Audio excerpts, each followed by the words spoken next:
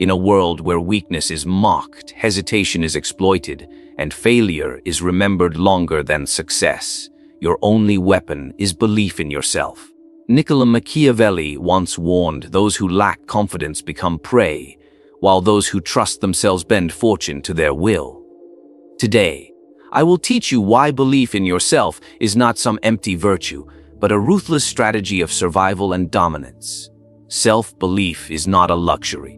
It is not a motivational phrase scribbled on the walls of a marketplace or shouted by men who fail to govern themselves. Self-belief is your armor. Without it, you are naked, vulnerable to betrayal, and exposed to the cruelty of the world. And let me tell you, the world delights in exposing the weak. When a man lacks belief in himself, he begins to lean on others. He craves their approval, their applause, their comfort. He waits for permission to act, and when that permission is not given, he is paralyzed. Do you understand the danger of this? The man who does not trust his own judgment hands his fate to the whims of others. He becomes dependent, a puppet moved by strings he does not see. But here is the truth: Machiavelli knew the crowd is unfaithful.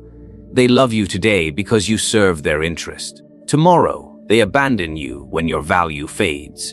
If your confidence rises and falls with the cheers of the masses, you are already dead because you belong to them, not to yourself. I want you to picture a ruler seated upon his throne. His subjects bow to him, whisper his name with reverence, sing his praises in the public square. He smiles, believing their loyalty is genuine. But loyalty, my friend, is fragile. The same crowd that kneels today sharpens their knives tomorrow when fortune turns. The ruler who built his strength on their voices is shattered in an instant, because he believed more in them than in himself. This is why self-belief is not simply confidence, it is protection. It is the steel that no dagger can pierce, because when betrayal comes, and it will, you are not surprised. You do not crumble. You do not beg for their approval again. Instead, you stand firm, for your strength is internal, untouchable, immune to the shifting tides of loyalty. Think of the generals who marched into battle when outnumbered, their soldiers trembling, their advisors warning against the fight. A weaker man would retreat, drowning in doubt. But the general who trusts himself does not need the validation of frightened men. His belief alone rallies the army. His conviction alone terrifies the enemy. His certainty becomes contagious, and those who moments ago were filled with fear now fight like lions, simply because they see that their leader does not bend. And what about you? How often do you hesitate, waiting for others to validate your choices? How often do you silence your own voice because you are afraid of the judgment of the crowd? Every time you do this, you give away a piece of yourself. You teach the world that you can be swayed, that you can be bent, that your foundation is not stone, but sand. Machiavelli understood something that most men never will. The world does not reward hesitation. It does not pity weakness. It only respects those who project certainty, even when the path is uncertain. This is why appearances matter as much as truth. Because when you stand with conviction, the world believes you. And when the world believes you, doors open that doubt would have forever kept closed. You must understand, self-belief is not arrogance. It is not blindness to your flaws. It is the discipline to stand by your judgment, even when no one else does. It is the refusal to let the shifting winds of opinion tear you apart. It is armor, forged not in the comfort of approval, but in the fire of independence. The man who believes in himself is untouchable, not because he is never attacked, but because every attack breaks upon him and falls away. Betrayal does not shake him because he never built his kingdom on the loyalty of others. He built it on the foundation of his own will. And do not mistake this for some gentle philosophy meant to soothe you. This is strategy. A man without self-belief is doomed, because the moment he hesitates, his enemies strike. They smell his weakness like wolves scenting blood. But a man who radiates certainty, even in solitude, commands respect even from those plotting his downfall. This is the secret. Your self-belief does not merely protect you, it intimidates others. It makes them think twice before crossing you, because they sense that you will not crumble as easily as most men do. Now, consider how you carry yourself in the eyes of others. Do you look for constant reassurance, asking silently, "Am I right? Do you approve? Do you believe in me?" That is the mark of a servant, not a ruler. The one who seeks approval has already lost, for he is chained to the opinions of others. But the one who believes in himself creates his own reality. His conviction bends the will of those around him. He does not follow the path others carve for him.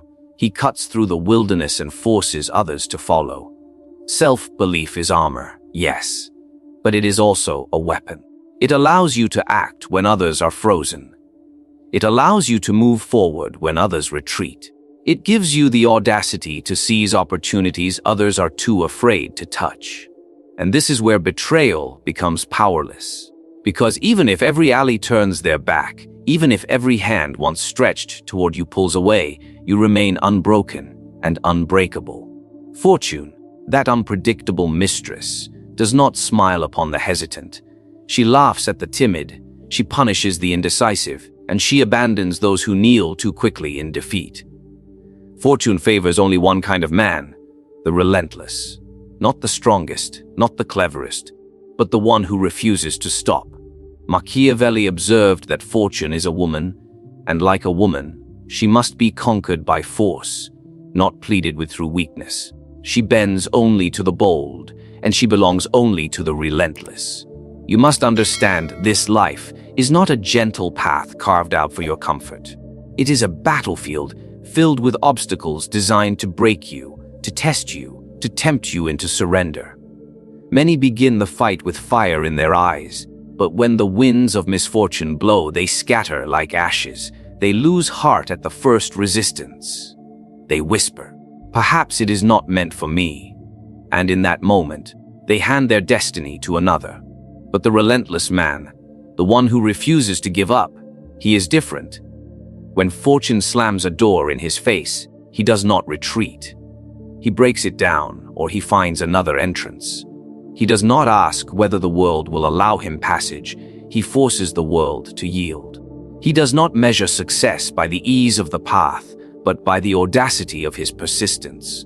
And because of this, fortune, though she resists him at first, eventually bows to his determination. Think of the generals who faced impossible odds. Their armies outnumbered, their supplies cut off, their enemies stronger. The timid would have surrendered, signing away their dignity in the hope of survival. But the relentless pressed forward. They used strategy, cunning, and sheer refusal to quit. And history remembers their names, while the cowards are erased, forgotten, swallowed by obscurity. Fortune does not carve monuments for those who quit. She builds them for the relentless who dared to keep going. Now reflect on yourself. How many times have you given up too soon? How many times have you let a single failure define you, convincing yourself that fate had turned against you? Each time you did this, fortune laughed, not because she despises you, but because you showed her weakness. Fortune, like power, respects strength. She respects those who rise after being struck down. She tests you with misfortune not to keep you from victory, but to see if you are worthy of it. The relentless man views failure differently. To him, it is not defeat, but a weapon handed to him by fortune herself. Each failure sharpens him, hardens him, strips away his illusions, and strengthens his resolve. Where others see failure as the end, he sees it as preparation. And because he refuses to stop, he eventually reaches where others never dared to go. The greatest tragedy is not that most men fail. The greatest tragedy is that most men quit before they ever discover how close they were to success.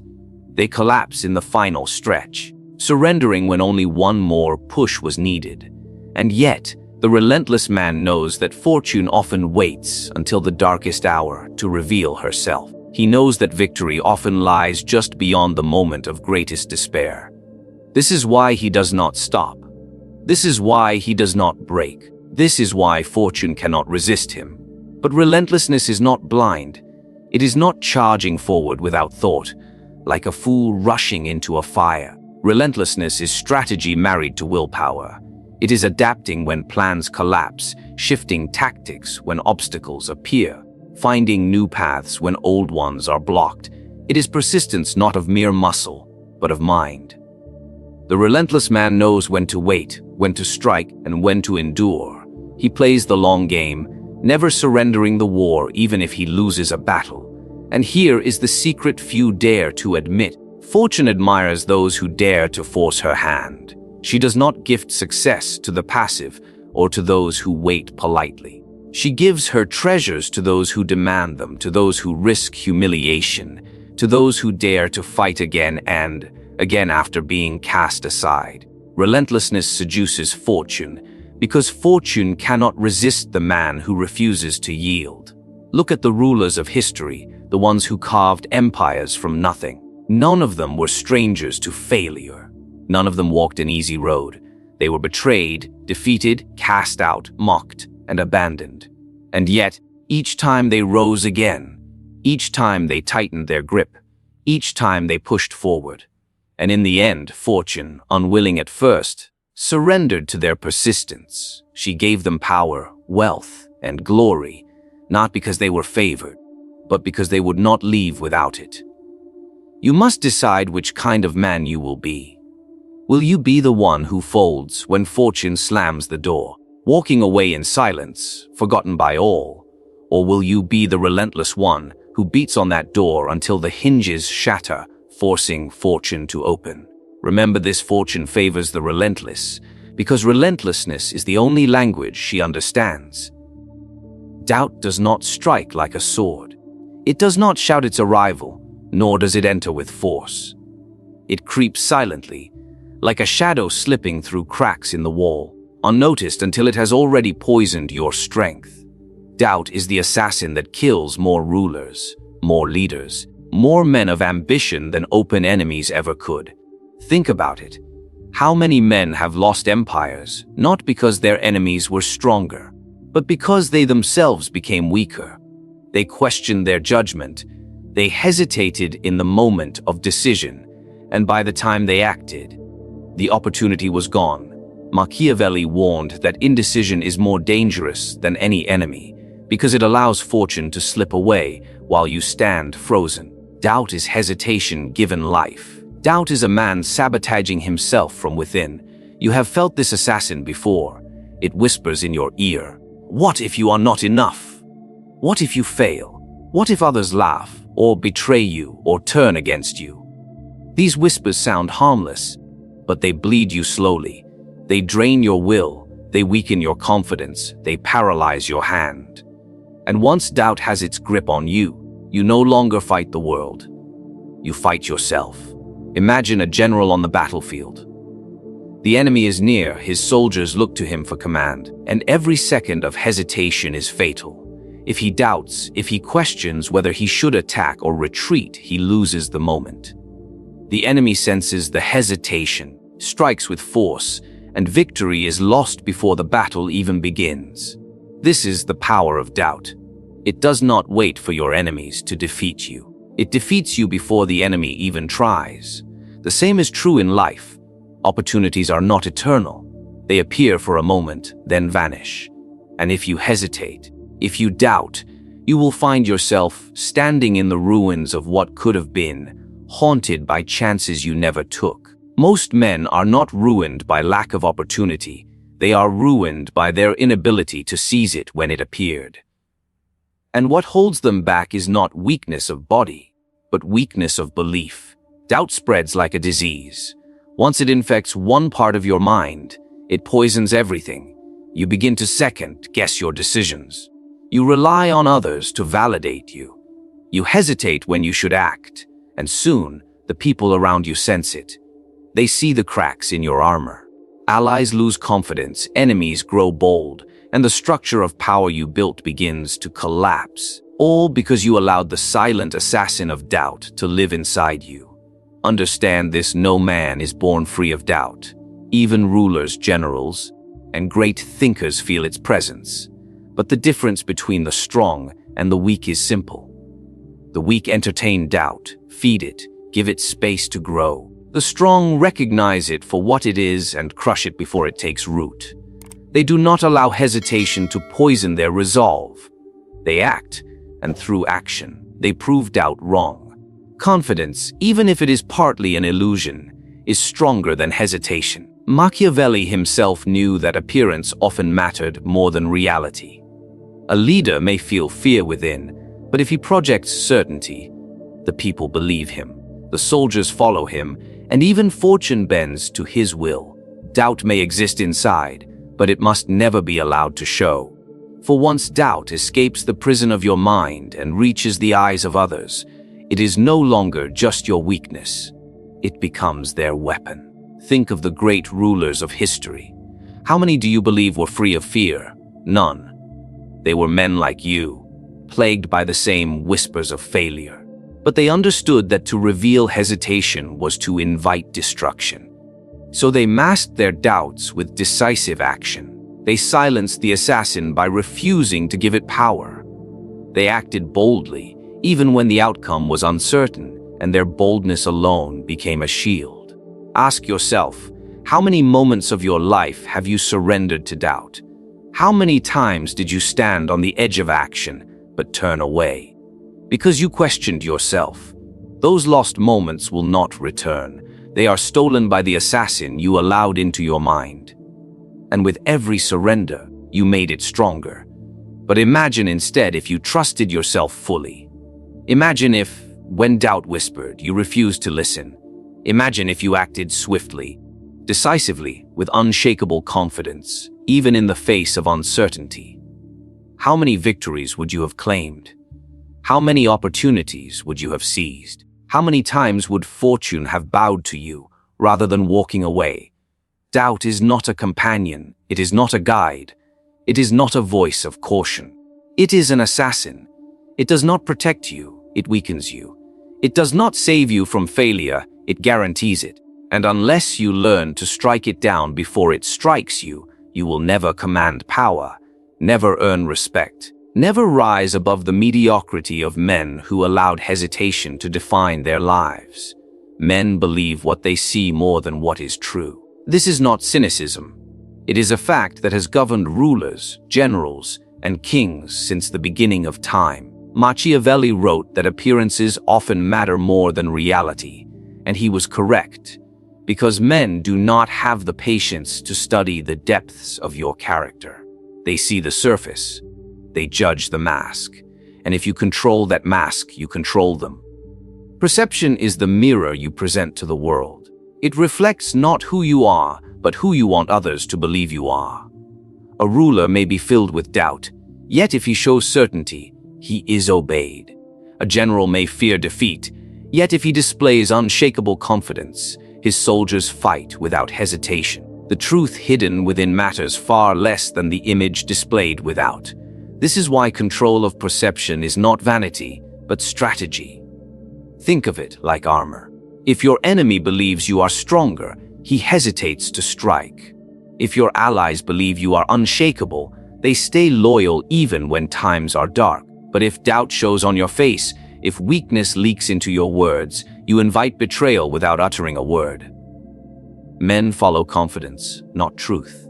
They are drawn to certainty, not reality. And so, if you cannot control the reality of fortune, you must at least control the perception of it. Do not mistake this for deception without purpose. This is survival. A ruler who exposes every fear, every uncertainty, every hesitation is already lost. Men do not rally around honesty, they rally around strength. And if strength must be performed until it becomes real, then so be it. Confidence projected outward is often enough to create confidence within. By controlling the mirror, you control not only how others see you, but how you see yourself.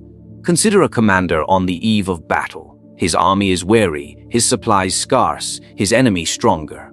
In his heart, he may feel fear, but he cannot reveal it. If his soldiers see doubt in his eyes, they will collapse before the battle even begins. But if he projects certainty, If he speaks with authority, if he carries himself as though victory is already his, then his army will fight as though they cannot lose. His performance becomes their reality, and through this illusion, he bends the outcome of battle to his will.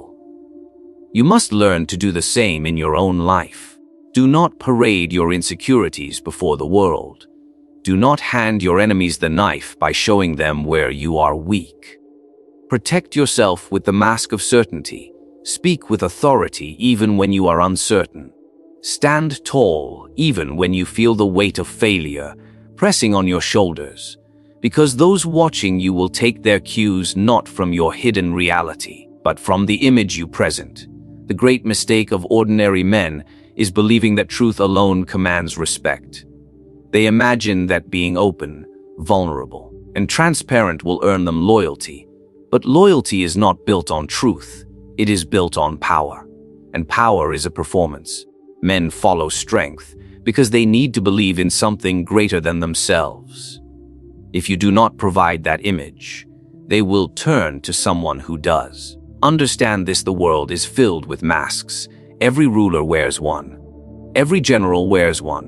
Every man of influence wears one. To refuse to wear a mask is not to live more honestly. It is to walk unarmed among predators. The mask is not a lie, it is a weapon. The mirror you create is not betrayal, it is strategy. If others choose to judge by appearances, then appearances are the battlefield upon which you must fight. Look at the history of power. Men remembered as great were not flawless, but they appeared flawless when it mattered. Their speeches, their posture, their silence, even their anger, all were tools to craft perception. They knew that the people did not need to see their truth. They needed to see an image strong enough to believe in. And so they controlled the mirror, never letting it reflect the cracks within. Do not think this applies only to rulers and kings. It applies to you every day. When you walk into a room, people decide your value in seconds. They measure your tone, your posture, your presence. If you carry yourself as if you are uncertain, as if you doubt your place, they treat you as unworthy. But if you carry yourself as if you belong, as if your authority is natural, then even those who would oppose you pause before challenging. Perception makes them hesitate, and hesitation is your advantage. Even fortune herself is swayed by this. A man who acts with certainty, who projects unshakable belief in his destiny, seems to be chosen by fate. Fortune is drawn to him because he treats himself as inevitable. And when others begin to believe this too, the illusion becomes reality. The mask becomes the face. The perception becomes the truth. This is why you must control the mirror of perception with ruthless discipline. Every word you speak, every movement you make, every silence you hold, it all reflects something to the world. If you do not control it, others will interpret it against you. But if you master it, then even your weaknesses can be hidden, even your fears can be disguised, even your failures can be turned into symbols of resilience. In the theater of power, the mask you wear is more important than the face beneath it. Every man who dreams of greatness must face walls built to stop him. Some are made of stone, others of men, others of his own fears. These walls are not accidents, they are tests. Life places obstacles in your path not to keep you from power, but to measure how far you are willing to go to seize it. Most men, when faced with a wall, retreat. They tell themselves it is fate, that perhaps fortune did not choose them, that perhaps the world is not ready for their ambition. But let me tell you this, fortune rewards no man who stops at the first barrier. The obstacle is not there to prevent you. It is there to ask you one question. How ruthless are you willing to be to overcome me? The weak believe obstacles are punishments. They imagine the universe is cruel, unfair, conspiring against them. But the wise know better. Machiavelli understood that resistance is inevitable. It is not misfortune, it is proof that you are moving towards something worth having. If the path were easy, everyone would walk it. And if everyone could walk it, there would be no greatness in reaching the end. Picture a ruler seeking to expand his territory. He finds a neighboring city fortified with walls, guarded by soldiers, supplied with weapons. A timid ruler sees this and calls it impossible. He retreats, claiming prudence. But a ruthless ruler sees the same wall and thinks, good. This is the wall that will prove I deserve what lies behind it. He does not turn away. He plans, he schemes, he starves the city, he breaks its defenses, and in the end, he rules where others dared not. The wall was never a barrier. It was an invitation to prove his will. And so it is with you. Every obstacle in your path is a test of your ruthlessness. Will you stop and complain, like the crowd of ordinary men who curse their misfortune? Or will you treat the obstacle as an opportunity to sharpen your resolve, to grow stronger, to reveal your superiority over those who would quit? Think about your life. How many times have you faced difficulty and chosen to retreat? How many times have you convinced yourself that the wall was too high, too thick, too impenetrable? Each time you surrendered, you told the world that your desire for comfort was greater than your desire for power. You told fortune that you were unworthy of her gifts, and you taught yourself to be small when you were born to be more. But ruthless men, men who shape history, never retreat at the sight of obstacles. They welcome them. They know that obstacles separate the weak from the strong, the followers from the rulers, the forgotten from the remembered. Each obstacle conquered becomes a monument to their will. Each barrier broken becomes evidence of their destiny. Obstacles are not just physical. They come in the form of betrayal, of poverty, of humiliation, of failure. Each one is a wall. When betrayed, the weak collapse, drowning in self-pity. The ruthless sharpen their vision, learn from the betrayal, and rise stronger, turning the pain into fuel. When struck by poverty, the weak curse fortune and wait for mercy. The ruthless claw their way upward, using every scrap of opportunity, every ounce of wit, until wealth bends to their hunger. When humiliated, the weak hide, afraid of laughter. The ruthless let the mockery burn them until it hardens into fire. Then they return with vengeance. The truth is, simple obstacles are invitations to test how much you are willing to suffer for what you desire. Power is not gifted, it is seized. And those who lack the stomach to suffer, to bleed, to endure humiliation and loss will never taste it. The world does not yield to the polite, it yields to the ruthless. Do not misunderstand me. Ruthlessness does not mean blind cruelty. It means the refusal to quit. It means being willing to do what others will not. It means breaking through walls while others stand outside, whispering excuses. Obstacles demand ruthlessness, because without it, you will not last long enough to win. Think again of the rulers remembered in history. None of them walked an easy path. Caesar faced betrayal, yet pressed on. Alexander faced armies greater than his own, yet crushed them. Even Machiavelli himself endured exile, disgrace, the turning of fortune's wheel. Yet he did not wither. He turned the obstacle of disgrace into the opportunity to write words that still govern the minds of men centuries later. The obstacle became his legacy. This is why you must never despise the obstacles in your path. They are not punishments, they are opportunities to prove yourself. Every time you rise, every time you break through, every time you endure what others could not, you send a message to fortune itself. I will not be denied. And in time, fortune, like all others, bends to the will of the ruthless. Let us speak now of triumph, the final stage of a man who refuses to betray himself. For all the strategies, the patience, the suffering, and the endless wars against both enemies and doubt, it all leads to one undeniable reality. The world eventually bends to the will of the man who never surrenders belief in himself. This is not a dream, nor a moral consolation. It is the brutal law of life, and history gives proof of it in every generation. Look closely, and you will see how men rise not because the world is kind, but because they impose themselves upon it. The weak pray for the mercy of fortune, but fortune laughs at their desperation. The strong, however, Those who trust themselves command fortune until she obeys. Do you think Caesar waited for the Senate to approve his march? Do you think Napoleon sought permission before crowning himself emperor? Do you think Machiavelli, cast out by Florence, sat idle, resigned to obscurity? No. Each of these men understood that the world is shaped by those who believe they have the right to shape it. Believing in yourself is not a shallow slogan to comfort the timid. It is an iron shield against humiliation, betrayal, and despair. The man who trusts himself walks differently, speaks differently, even when he is starving, defeated, or scorned. His enemies may laugh, but in their laughter hides fear. Why? Because they know a man who refuses to break is a man who will eventually prevail. Consider what happens when others test you, when they spit upon your efforts, when they try to bury your name in the shadows.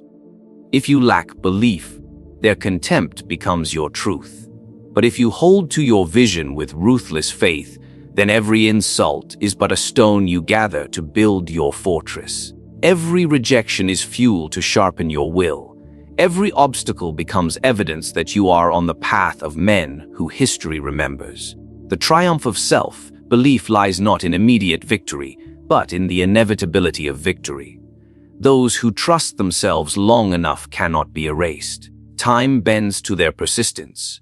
Opposition exhausts itself trying to contain them. You must understand, persistence is not a virtue, it is a weapon. Believing in yourself is not merely refusing to quit, but forcing your will into the fabric of the world until it cannot resist. And what of those who sneer at you? Those who say you are delusional, overreaching, doomed. Their voices may be loud in the beginning, but they grow silent when you remain standing after they have fallen. Nothing silences critics faster than survival. Nothing humiliates your enemies more than watching you endure when they swore you would collapse. This is the cruelty of self-belief. It does not argue, it outlasts. But beware, self-belief must be backed by strategy. A fool who believes in himself and charges blindly is only a clown for the amusement of others. Belief without discipline is madness.